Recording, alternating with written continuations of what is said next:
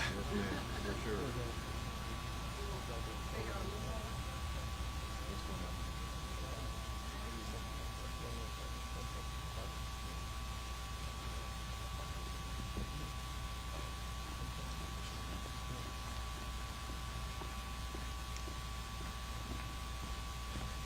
Well, good morning. It's great to be back at Baker Correctional Institution. Before I get into the subject of today, I just want to make a comment. For many, many years, we've seen the country of Venezuela suffering under the yoke of Marxist ideology, first with Hugo Chavez and then with Nicolas Maduro. And we've had a lot of people in the state of Florida that have firsthand knowledge of that. There's people that have fled to the United States. We have a big community in South Florida, and you will be hard-pressed to find a reign as destructive as the Chavez-Maduro reign has been, taking a country that had been prosperous, that has an abundance of resources, and basically destroying it, making it so that it's miserable, repressed, and now one of the poorest countries. And so Maduro was indicted, and he is the head of a drug cartel, and he was releasing people from his prisons and sending them to our southern border under the Biden administration. And so that operation that was successful, he deserves to be brought to justice. And my sincere hope is that the people of Venezuela are going to be able to liberate themselves from the yoke of the Chavez-Maduro reign, because it has been one of the most destructive reigns of any in the Western Hemisphere's history. With me here today, our State Board of Immigration Enforcement Executive Director Anthony Coker, Attorney General James Uthmeier, Commissioner Wilton Simpson, Chief Financial Officer Blaise Ingoglia, Dave Kerner, Highway Safety Motor Vehicle, and Mark Glass, FDLE. We also have Kevin Guthrie, Division of Emergency Management. You know, it's a good year when you don't see as much of him in the summertime, and I think we're all very happy. I like him. He does a good job, but I really don't want to be spending hours on end with him during hurricane season. It's much better when you don't have one, and so we're thankful that that happened. And you know, we knew kind of as you got into like the end of October most likely, but I'd never say anything because the minute I say something, then they're there. But now we can say, you know, we got through that very well. But of course, he's also has been spearheading the logistics involved with our immigration enforcement efforts. We also have Reps Michael and Brannon, and I want to thank them for what they've done. Now, this isn't our first time here at Baker Correctional Institute. When we opened the Deportation Depot, we did an event. We talked about how that was going to be a force multiplier for federal immigration enforcement efforts. We also did one in southern Florida at the Alligator Alcatraz site, and it's the same theory. When we started last year, we had President Trump coming back into office with a pledge to enforce immigration laws, secure the border. People here illegally would be returned to their home country. But we knew that they were not going to be able to do that successfully without support from state and local law enforcement. It just doesn't work. They didn't have enough people. I know they've got more money now. They didn't at the time. So I pushed very hard at a special session of the legislature to be able to get the tools so that Florida would be leading the way. And we were the first state to act legislatively. We were the first state to do these 287G agreements with the Department of Homeland Security. And we're the first, and I think still only state, that requires state and local law enforcement in the state to participate and assist DHS's immigration enforcement efforts. And so today, so as part of those relationships, in April of 2025, the state of Florida joined with the Department of Homeland Security to establish Operation Tidal Wave. And it was state efforts to be a force multiplier to assist with the identification, apprehension, and then the feds would return the illegal aliens back to their home country. So today, I can announce that Operation Tidal Wave is now hit over 10,000 arrests of illegal aliens who have been turned over to the Department of Homeland Security. Of those, 63% had criminal arrests or convictions, including violent offenders and sex offenders, although you don't have to have committed a crime to be subject to immigration enforcement. If you've come illegally, that is the offense. And so, of course, people can enforce the law. But it does show that some of these folks have been involved in a lot of really, really bad stuff. So there's no other state that has been able to do anything approaching what the state of Florida has been able to do. And Operation Tidal Wave's over 10,000, but then if you look at the other efforts of the counties combined, you know, we're close to 20,000 arrests that have occurred just in the last year, and actually less than the last year, because the Trump administration didn't come in until January 20th.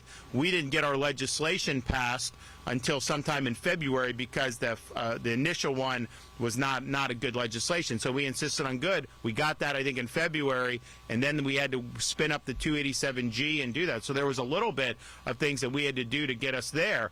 So those are really, really big numbers. And there's not another state in the country that is even close in terms of this level of participation. So we've led. It's been very effective. This Deportation Depot, you know, they have flights going out. You know, they've had a bunch of flights. They have flights going out of Alligator Alcatraz. The tempo has picked up.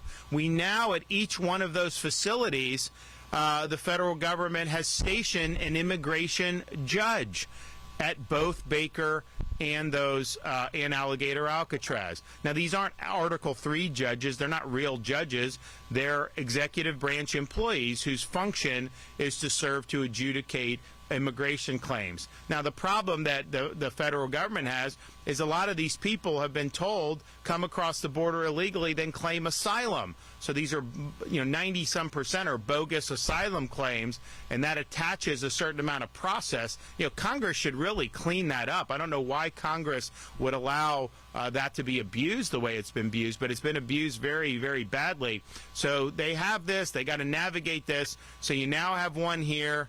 You have one in South Florida, and that's been able to speed up the process. And our goal is, you know, we want people here as little as possible. And the goal is not to create a long-term facility, and that's not the function. The function is they don't have enough bed space at DHS in Florida. And honestly, they have very little in Florida compared to other states. It's pretty incredible per capita how little. And I know they're trying to expand it.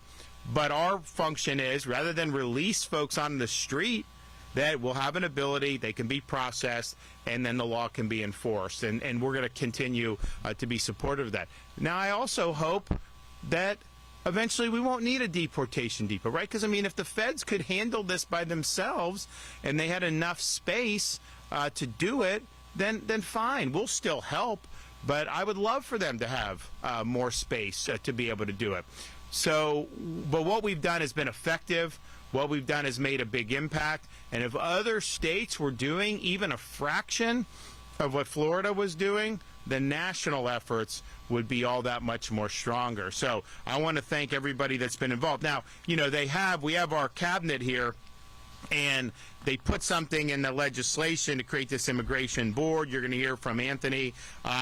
And, you know, I didn't think it was necessary, and I don't think it's necessary. But I think the reason they did it is because they wanted there to be someone in cabinet could throw sand in the gears maybe and make it more difficult.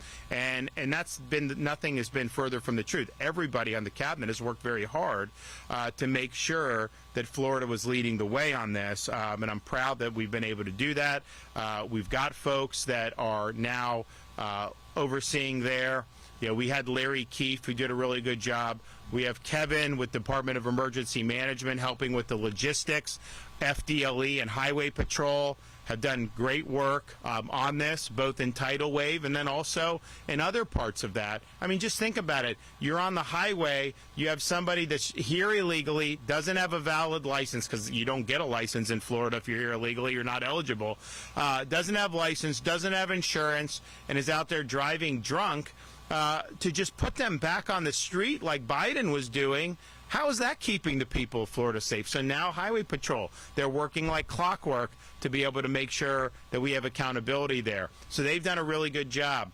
We also have had people, even in like more non-law enforcement agencies, like the Department of Lottery, they have 287G agreements. I mean, it's pretty incredible that we've really gone that extensive and that deep. We also have a number of sheriffs throughout the state. Now, all 67 counties have 287G agreements.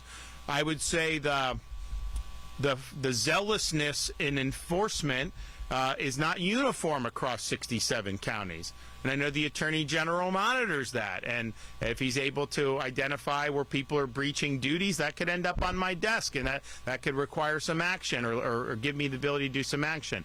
But we've had some that have done a really, really good job, and so I want to recognize them. Same thing with the police departments. We've had some that have done really well. You know, we have some that are not violating the law, but they're not doing as much as they should be doing, and that's just a question of really political leadership. You have some people that get elected and they know they can't cross the line and frustrate, so they know they have certain duties, and so they try to do that as minimal as possible. We're watching all this.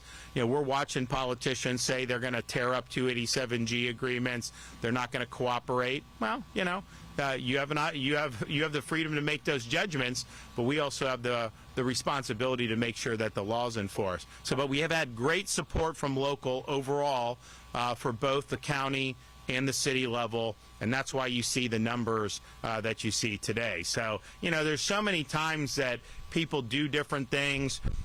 You see these politicians in Washington all the time, the congressmen, they'll put out press releases, but nothing ever happens, right?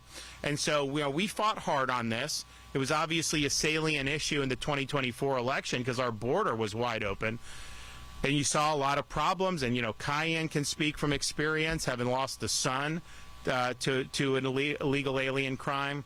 And this really does impact a lot of people's communities. So it was a pressing issue, but at the same time, it's like, okay, make us stink about it, talk about it, and then what? Nothing gets done. That's not how we roll here in Florida. When we set out to do something, you know, we're going to make sure that we're going to be able to deliver results on that. And so these are great results. I think they're going to get even better going forward because I think DHS is in a better posture, and I think that they have more resources now.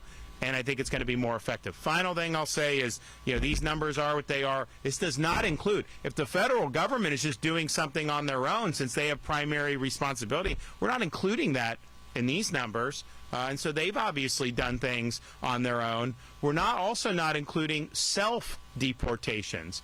And we know just from the Florida's program where you can get a plane ticket, we've had about 1,000 people that have voluntarily returned for their home country. That's just through our program. I think it's more when you count people that did it on their own, way more, or in conjunction with the federal government. So there's a whole host of things that are going on here, but these are real metrics. This is real progress, and I think you're going to see the momentum continue going forward. So thanks to everybody who's going to be involved. All right, we're going to hear from some of the speakers, so we'll start with Anthony.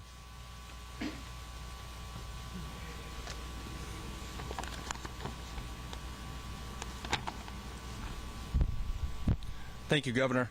Thank you all for being here today. As the Governor just said, today marks a significant milestone for Florida 287G law enforcement. This has not been an easy task. It's taken many months to get this operational, to get where we are today. So I wanted to take a couple minutes to talk about kind of the steps that have been taken to get to this point. I said this in the last press conference, but every state agency in Florida has made a 287G task force arrest. I think it's unprecedented, number one, but it also speaks to the leadership of our cabinet and our governor really leading the way on immigration, and the state directors that are buying into it have been amazing. I also want to thank, as the governor just said, we have some of the best sheriffs and police chiefs in the state of Florida, and they've been instrumental in this success, so definitely a thank you to them. Our state agency directors have also been amazing. As of right now, a lot of them are doing self-initiated immigration operations and also being on standby for any federal assistance in any operations that the federal government requires. So our state agency directors have really done a tremendous job. as the governor also said, Director Guthrie with Division of Emergency Management, just a tremendous partner for the federal government. DEM has been really able to help out with detention and logistics and transportation, as that the federal government over the last 9-10 months have been trying to build up their infrastructure to get to the point where their operations could sustain. But in the meantime, DEM has been a tremendous partner. Also in Florida, I think what we've done differently is every state agency director and a lot of the sheriffs, we built personal relationships with our federal partners, which is truly amazing. Coming from the feds before, there wasn't much cooperation with state and local law enforcement with the federal government, and over the last 9-10 months, that's significantly changed. So we have great operational coordination with our federal partners. Also, I really want to thank the Florida State Immigration Council that's comprised of 8 of our great law enforcement leaders in the state of Florida. They've just been tremendous, especially helping us make sure we're staying on track with data tracking and making sure we're staying in line. I want to take a minute to acknowledge each of the cabinet members who have just been instrumental in this immigration field. They've all leaned into this significantly. Attorney General Uthmeier and his team with the Office of Statewide Prosecution, they've gone above and beyond to make sure that criminal aliens living in our great state are prosecuted to the fullest extent of the law. Colonel Adams with the Florida Department of Agricultural Law Enforcement, under the direction of Commissioner Simpson, have doubled down at agriculture checkpoints to ensure that our highways are remaining safe from illegal aliens who have out-of-state licenses, and in many circumstances, they're fraudulent licenses, and those licenses are not honored here in Florida. And last but not least, Chief Financial Officer Blaise and his team with the Department of Financial Services are aggressively investigating the abuse of Florida's workers' compensation fraud, which has been prevalent in the migrant communities. So our cabinet is really doing a tremendous job. And last but not least, none of this would be possible without the leadership and decisive leadership and boldness from Governor DeSantis. From day one of President Trump's inauguration, Governor DeSantis vowed to be the best strategic partner with the federal government through the 287G program. Before I was the ICE liaison, I was in ICE headquarters for 4 months, and for 4 months, all we did was work on Florida 287G. So when Governor DeSantis says that we were the first state, he was not kidding. I dedicated 7 days a week, 12 to 14 hours a day just on the state of Florida. That's how many law enforcement agencies were submitting for 287G training. So in closing, Governor DeSantis, thank you for your bold and unrelenting leadership to restore our nation's sovereignty and empower our great law enforcement in Florida with the tools that they need to keep our communities safer. The Florida blueprint of immigration enforcement has been widely recognized as being the gold standard of state-level immigration enforcement. And as we begin 2026, we're excited for the opportunity to partner with other states and have them see as much success as we have. Thank you. It's an honor as Attorney General to support Florida's law enforcement, FDLE, FHP, our great sheriffs. They've really, taken on a leadership role, and we have proven again that we are a state that enforces rule of law. Under the leadership of President Trump and Governor DeSantis, we are leading the country in immigration enforcement, and our Office of Attorney General has had a record year when it comes to arrests and convictions. We've been a part of over 1,200 child predator arrests, and I want to point something out. A couple hundred of these are people that are illegally in the country. People preying upon and abusing little kids that are illegal immigrants that have no business being here in the first place. Our office has been a part of almost 400 convictions this past year, supporting thousands of others with the local prosecutors across the state. We brought charges and convictions in regard to illegal immigrants ranging from murder, attempted murder, sexual abuse of children, human trafficking, and you name it. Florida's crime rate is at a record low, and it continues to go lower. And shutting down the border is a major part of that. Leftist countries like Venezuela used to send some of their worst criminal offenders into this state. That's not happening anymore. We are enforcing the law, we are detaining illegal immigrants, and we are getting them back to where they came from, unless they have been charged and not yet convicted with serious criminal charges in this state. And at that point, they need to serve their time here in the state before they're ultimately sent back where they came from. So we're going to keep bringing the heat. If you're an illegal immigrant, you probably do not want to be in Florida. I think this lineup, this great team shows we enforce the law. We take that seriously, and we're going to continue to be the safest state to raise a family in the country. Thanks. Thank you, and I'd like to thank Governor DeSantis and President Trump for their leadership. We've clearly had amazing support at the federal level since President Trump took over, and Governor DeSantis has been an amazing partner in all of these areas for the last 7 years. At the Department of Agriculture, we're about three things. We say all the time: bugs, drugs, and thugs. All of our officers are 287G certified. Colonel Adams has done an amazing job with training, with outfitting. We want to thank the legislature and the governor for their help in making sure we had all the resources and tools that we need to do our job with. And just a few of the things I'd mentioned about ag law, because ag law didn't get a lot of attention in these efforts. In the last few years, we've recovered over 400 stolen semi-trailers. We've broken up several major fuel theft rings around the state of Florida with tens of millions of dollars on a monthly basis. We've recovered or stopped the thefts. We've broken up major retail organizations, retail crimes, and all of those had illegals in all of those efforts. We've removed hundreds of illegals through our interdiction stations and other missions around the state. We're putting a new station in, and I'd like to thank the governor and the legislature at 231. We have a major hole in the northern border. DOT's been working with us very closely to get that facility up and running before the end of the year. Thanks to the legislature and the governor, we have the resources to be able to do that now. That's going to be another major checkpoint as you come into the state of Florida. We're going to continue to strengthen our support of the northern border. But at Ag Law, we know that we are a force multiplier. The retail theft we're breaking up, the fuel thefts we're breaking up, the stolen vehicles, the human trafficking, the illegals that we are catching, not only illegals, but just bad folks, is making a big difference. We work very closely with our local sheriffs and police departments all over this state. We're very proud to partner with them, and we're looking forward to a very successful 2026 and continue supporting the president's policies and the governor's policies here in Florida. Blaise. Good morning, everyone. Blaise Ingoglia, Chief Financial Officer of the great state of Florida. Look, illegal immigration and the problems with illegal immigration has been plaguing this country for the better part of 50 years. Back then, we probably had a couple of 100,000 illegal immigrants come across and settle in the United States.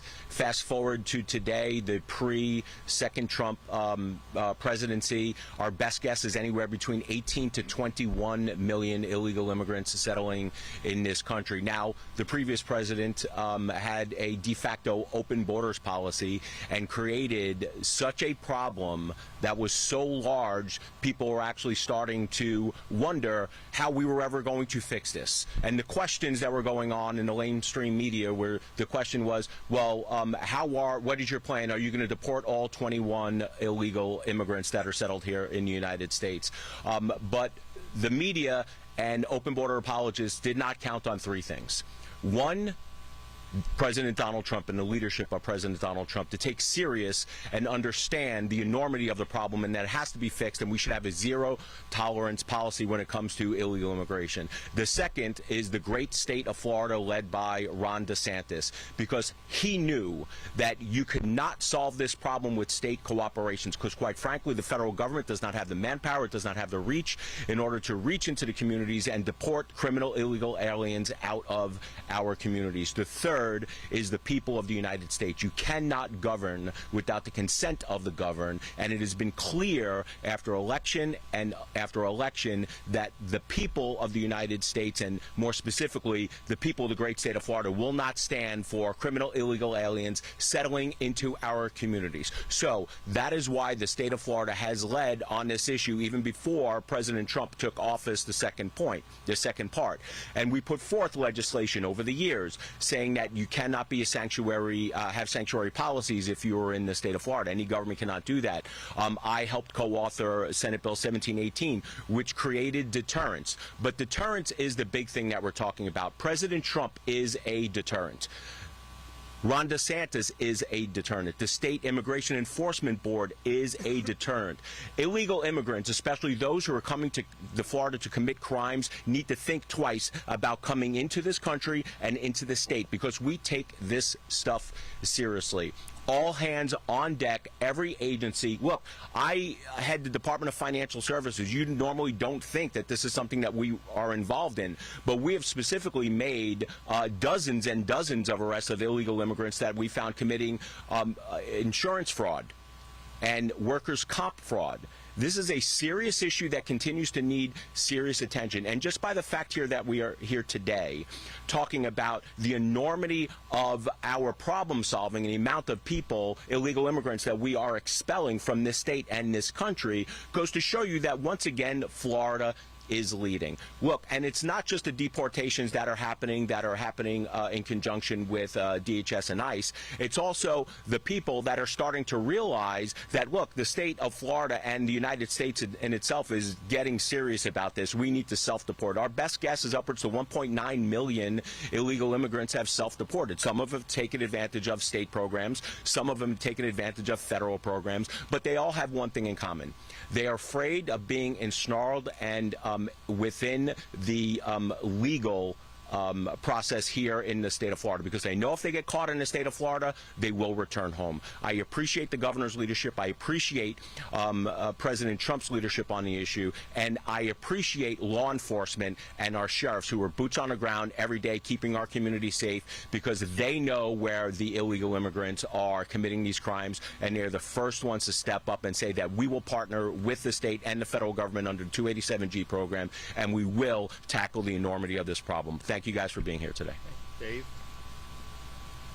Thank you, Governor. Thank you, members of the Cabinet. My name is Dave Kerner. In my capacity as Executive Director of the Department of Highway Safety and Motor Vehicles, I have the privilege on behalf of the Governor and the Cabinet to be responsible for the day-to-day operations of the Department, to include the Florida Highway Patrol and its nearly 2,000 sworn state troopers that are 287G certified. As of 7 o'clock this morning, we've had 7,674 apprehensions and arrests by state troopers for immigration violations that have been turned over to ICE, Border Patrol, and the Department of Homeland Security. Our unified enforcement model includes the ongoing embedding of federal resources into our operations, such that we can apprehend and locate UDA, and within 2 hours of that apprehension, they can be already here at the Deportation Depot or Alligator Alcatraz or Chrome, and that process is now very quick and very efficient.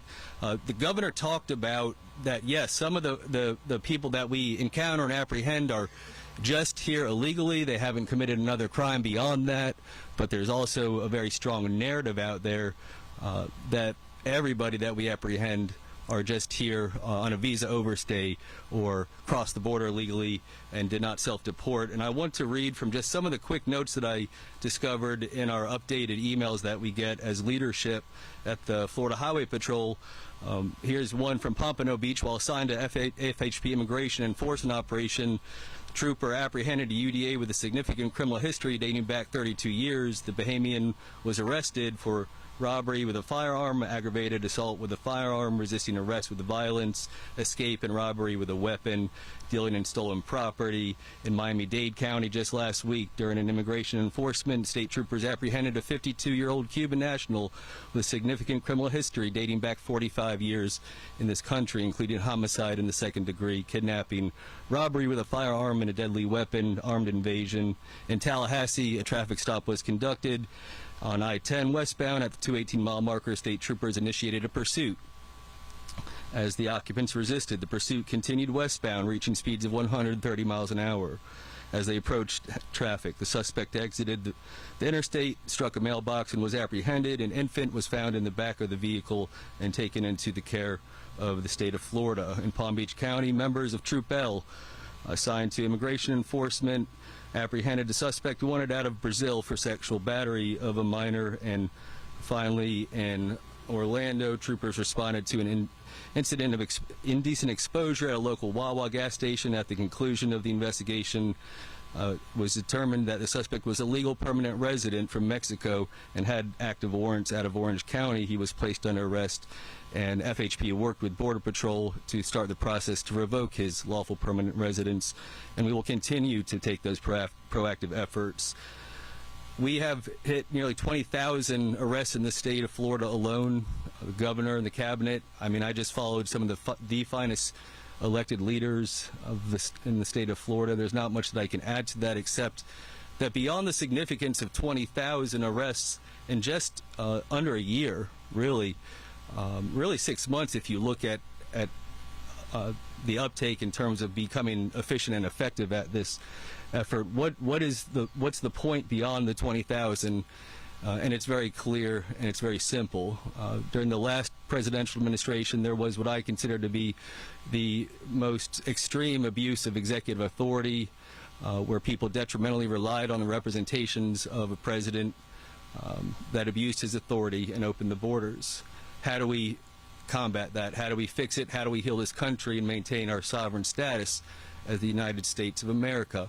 Well, that 20,000 arrest represents that it can be done.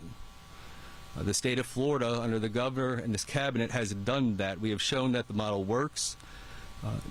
Is it easy? No, it's not easy. Is it combative? It's very combative. I can count at least 10 troopers that have been injured as a result of immigration enforcement operations, and seriously injured. But the point is it can be done. And if other states were to join the efforts of the state of Florida and our federal government, we really can fix the problem that was started several years ago and heal this country and maintain our sovereignty. And so I would encourage other leaders in other states to follow the lead of Governor DeSantis, follow the lead of President Trump, and get into action and assist us in this very important effort. Governor, thank you. Okay. Good morning. My name is Mark Glass. I'm the FDLE Commissioner. I just want to tell you right here is the dream team. If you work for these gentlemen here, you are a part of the dream team, because with Governor DeSantis and the cabinet that's here, I will tell you that they do not put up with crap. And I'm just going to say that to you. Let's lean forward, let's get things done, and let's protect our great state. We're not called the free state of Florida for nothing. We're the free state of Florida because the brain power that's behind me gives me the authority to go out and do the job that needs to be done. At FDLE, your special agents are going after the worst of the worst. We are going after the sex preds, the sex offenders, the career offenders. And the career offenders, we're not just talking about the ones who shoplift every so often and they get in trouble with the law. We're talking about the ones that do robbery and all the other battery, all the other stuff that you don't hear about or you hear about in your neighborhoods, and we're the ones going after them.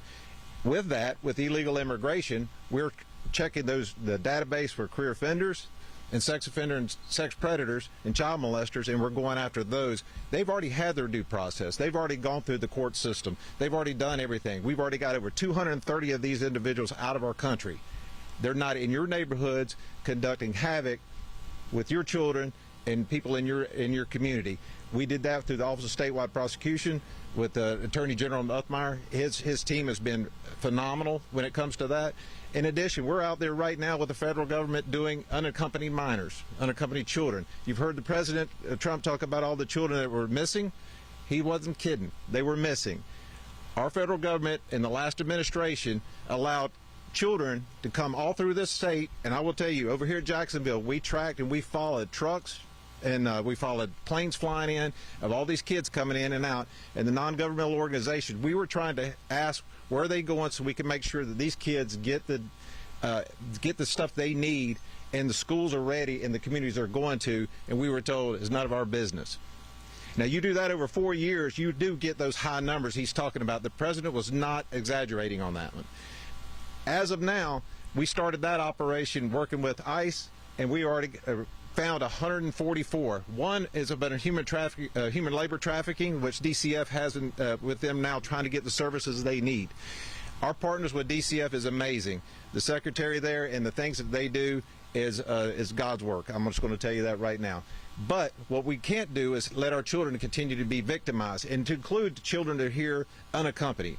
We cannot let them get victimized. So we're continuing on with this mission set and trying to find these kids. And again, career offenders, you're next. You're up on the next on the docket list. We're going to be looking for you and coming after you. If you're illegal, I suggest you do CBP home. We've already done over 900 of those, trying to get them out of the country. Volunteer yourself. We have money to get you out of here. Go back to your home state.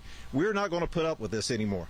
I cannot stand it. I know these gentlemen here behind me cannot stand it. We're not going to take it. So another thing to be paying attention to. What we're doing is leading the nation. Governor DeSantis and the cabinet has led the nation in this over and over again. I'm telling you, the federal government, the leaders, DEA administrator, all of them, they all called me and they've told me that we are doing such a great job. ICE, everybody.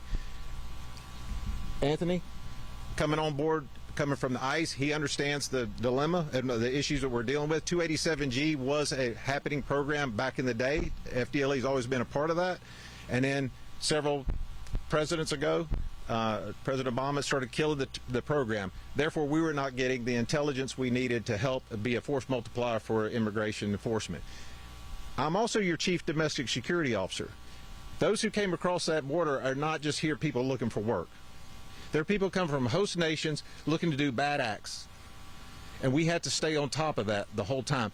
The amount of stuff these troopers are picking up off the side of the road, and our agents are out there getting it, and the agriculture officers are out there working it, we're able to debrief them now with 287G capability. We're able to see where they're coming from, what type of organizations they're part of. The Governor's SAFE Act, with fentanyl eradication, we've been able to put more people behind bars, and not only just get your local drug dealers, we've been able to go up chain on that to get into the cartel. So that's the kind of stuff we're doing, and that is also being done by these illegals. So as your commissioner of Florida Department of Law Enforcement, as the one here working for the Cabinet State Board of Immigration and the Cabinet and the Governor, I want to say thank you for your support. Continue on to lean into this, because, Governor, your leadership has been amazing, and I just want to say thank you. Thank you. Okay, well, it's been great to see everyone work so hard at this. Seeing the results is really meaningful, and we've got good momentum. I think we're working very well with the federal government, and we're going to continue to put points on the board. I do want to just say, because I don't know if I'm going to be back up in Northeast Florida before the weekend, but, you know, Jaguars had a great season. I mean, it was really impressive to see what happened. You know, I was thinking the Bucs, like, you know, they were like, started 5-6-1. They look really good. I mean, what a terrible second half. And I think the Jags are playing as good as anyone. It's been really exciting to see that turnaround. I know people up here are going to be very excited to see what happens in the playoffs. But I'll just tell you, I know there's a couple other teams that are better, but I wouldn't want to have to play them if I were one of these other teams. I think they're very dangerous. And then we also have on Thursday night, one of our teams from Florida in the college semifinal. You know, we've never had a team in the entire state of Florida win a game in the college football playoff until Miami Hurricanes were able to win against Texas A&M, and then they beat Ohio State. So they're in a situation where if they win against Ole Miss, then they get a home game for the national championship at Hard Rock Stadium the following week. So, you know, that's pretty, that'd be pretty big for the state to be able to see. You know, it used to be the Florida schools would be in the top 5, even the 3 of them, certainly top 10 every year. And it's been a little bit thinner, I would say, in the last decade or so. And so Miami, you know, maybe they're the first one to kind of get back, and we'll see what happens with our state universities going forward. But should be fun over these next couple of weeks to watch some of these teams play. Okay, do we have any questions? Yes.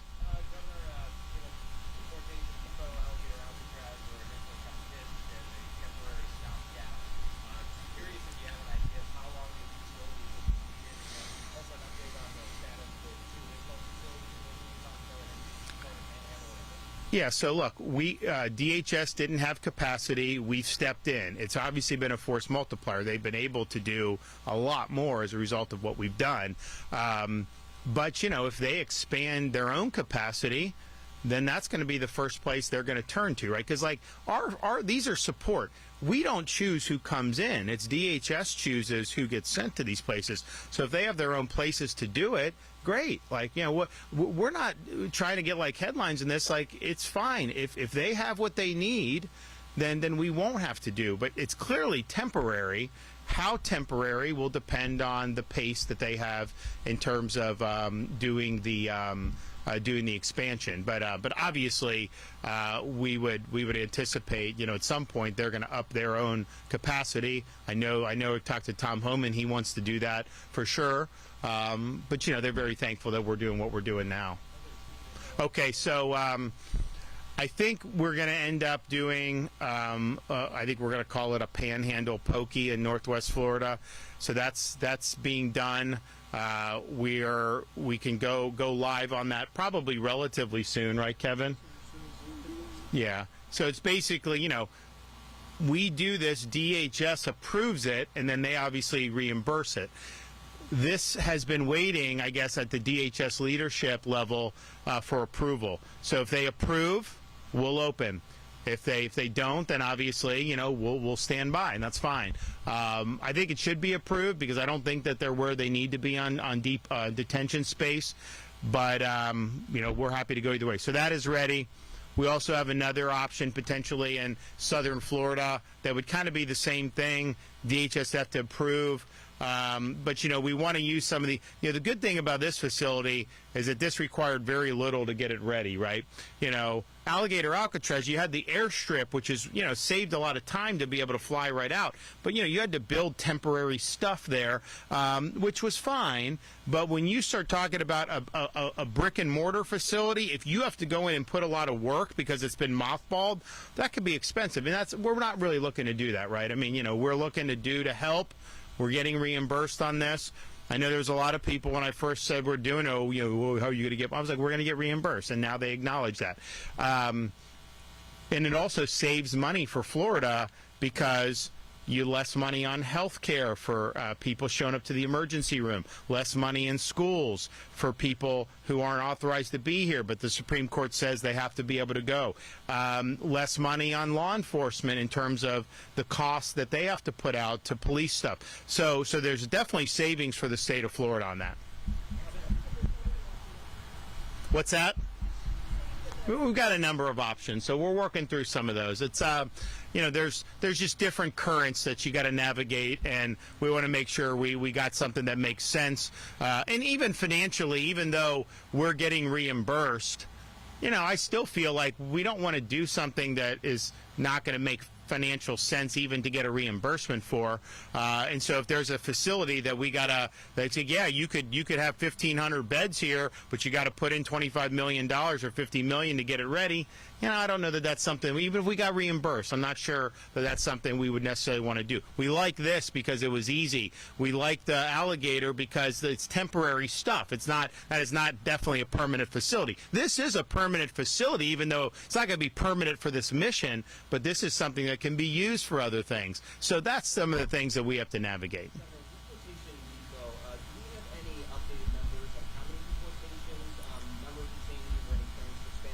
Where are we at on how many flights have come out of here? So out of this facility, we've had 93 flights go out of this facility for roughly... And we've been, what, 4 months? 4 months, yes, sir. Yeah, so there's been 93 deportation flights. I mean, that's probably close to 1,000. 2,926. So, wow, that's pretty good. Yeah, I mean, I think Kevin has talked to some other states, but you know, the issue is it's easier said than done. We have, I mean, remember, emergency management. Our bread and butter is hurricane response, and we've worked very hard on that. And obviously, I don't think anyone would say that another state does that better than us. I mean, we do it good. It's not just us at the state. We've got a lot of good people in local do it. But that logistical know-how has been applied in other avenues. So remember, you guys remember a few years ago, you remember this, you had a Delta outbreak in Jacksonville for the coronavirus. and a lot of these people honestly had taken the mRNA shot, but they had it. And like the hospitals started getting all these people. So we did the monoclonal antibodies. No one was using them really. I mean, they're very rare. And so I got all these monoclonals. And it was Kevin and his team. They would set up, and then we'd have our health people, and then we would do it. And we got a lot of people through in Jacksonville. And to this day, I will have people come up to me thanking me for that, that we had that, because it really did work to help it. So we've been able to do it in that. We've been able to do it in rescue missions. I mean, they just had the Jamaica hurricane. You know, we had people stranded, so we went and got them. We've got them from Israel, Haiti, all these other things.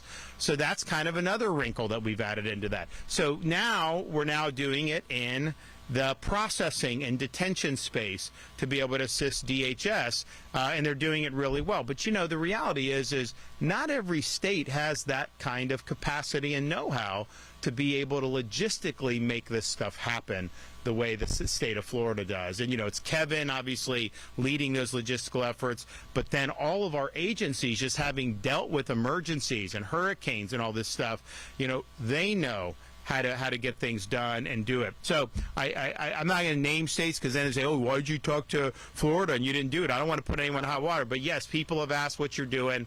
I think that there's definitely a lot of capacity for some of these states to do more. Certainly in some like-minded states. And so we'll just have to see what they're able to do.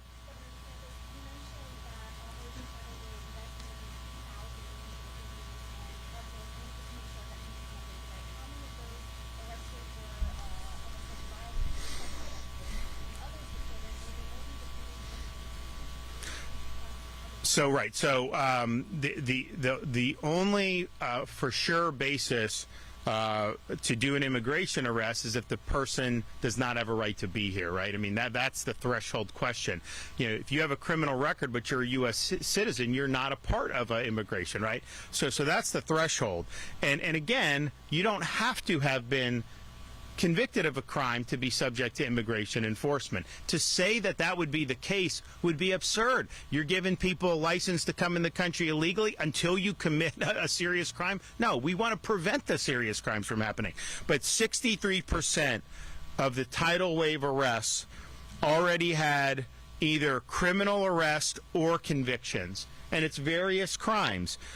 You do have some violent. You have DUIs, you have gang, you have sex offense. Some are fugitives from justice, others another type of public safety threats. So the vast majority did have prior arrests or convictions with that. Now, you know, it's like if they're convicted, they should have been removed. But, you know, the reality was Biden wasn't really removing people. And even the ones that did get removed, I mean, the illegal with Cayenne's son had been deported and then came back and was able to twice. And so, you know, it's just really, but the reality is it's just very important. The rule in the United States is not you can come on author illegally and you cannot be ever deported unless you commit a crime. If that were the case, a separate crime, then we would basically have no border. And so the immigration laws are what they are. They're being enforced, I think, by DHS in a way that the public has wanted to see for quite some time. And then us, you know, we're facilitating that. But, you know, the thing is, if Dave Kerner pulls someone over for speeding, not saying speeding's the equivalent to like a violent crime, because, you know, people speed, like, right? It's not something you necessarily, but sometimes they do. So pull over. And if the person doesn't speak English, doesn't have a driver's license, doesn't have insurance, well, his highway patrol, those troopers, you know, they're going to probably think that there's reasonable suspicion that this person's not here illegally. So then they can act. And why would you want, if someone's speeding, to put them back out on the street, then they run into someone, and then they leave the scene? They don't have insurance. You're not going to get paid for all this stuff. So that's a high number, 63% that have criminal interactions, either arrest or convictions.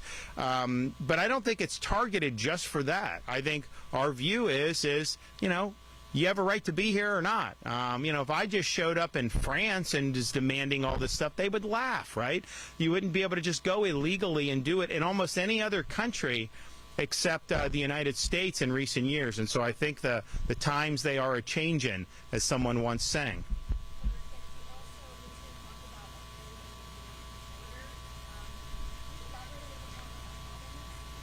I think they meant Canada, right? Who said that? Someone said that. I was talking about our state of Florida northern border. Okay, go ahead. No. Yeah, so, what we have is we have interdiction stations at our northern border. And when you come through the northern border, if you're in a semi, a truck, trailer, anything of that nature, if you're hauling any type of food products, animal products, anything of that nature, you have to stop at those stations.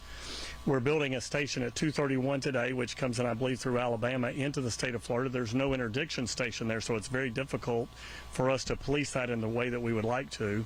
There are at least 7 or 8 other arterial roads coming in from Georgia or through Alabama that's coming into the state that we do not have complete coverage on. We're working with our DOT partners to make sure that we're doing pullover lanes on those other areas. We're putting a permanent station at 231. So by the end of this year, we fully expect to have full coverage of that northern border of the state of Florida coming into the state. The federal government handles the ports, so we will have a full blanket around the state, we hope, by the end of this year. And thanks to the legislature and the governor for giving us the resources to do that. Well, thank you.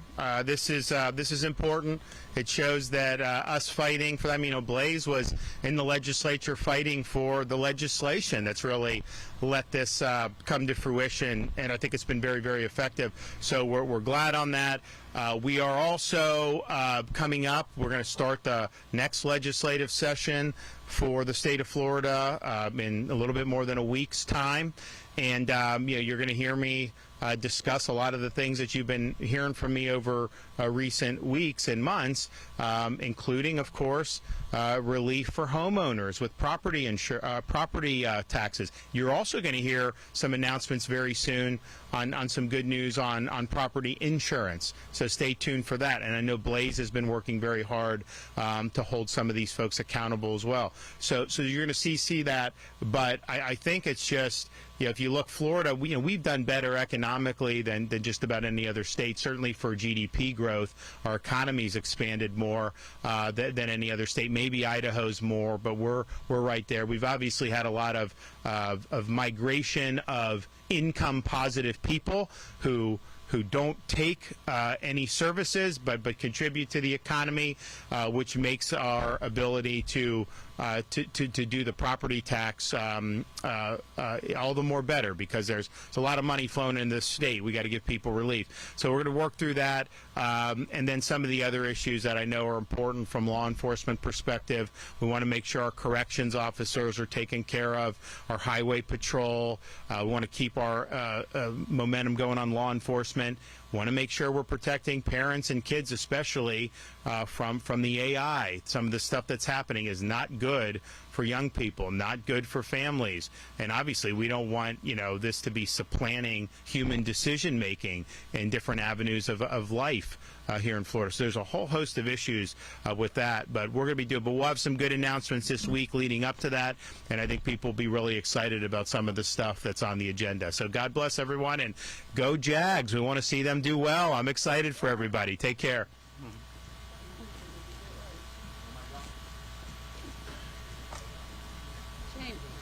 James. Hey, yeah, let's get a date before we leave right now. Yeah. Can you pull up a calendar? Yeah, my